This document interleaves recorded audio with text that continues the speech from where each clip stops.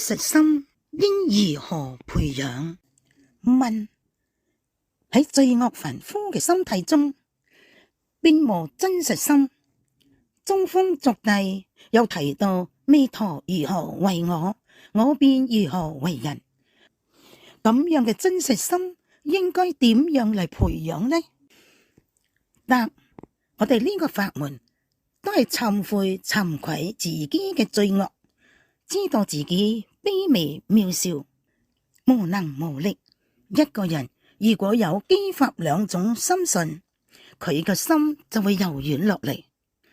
如中鋒所講嘅謙卑柔和，同時領受彌陀嘅教導，就會恩慈體貼，因為彌陀就係恩慈體貼眾生嘅。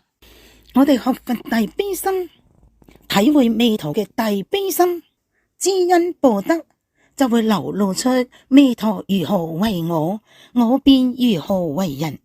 呢個並唔表示100%嘅無可能嘅，係自然就有嗰種向往嘅心，而一點一滴去做，就好似談亂大師所講嘅不斷煩惱得涅槃分。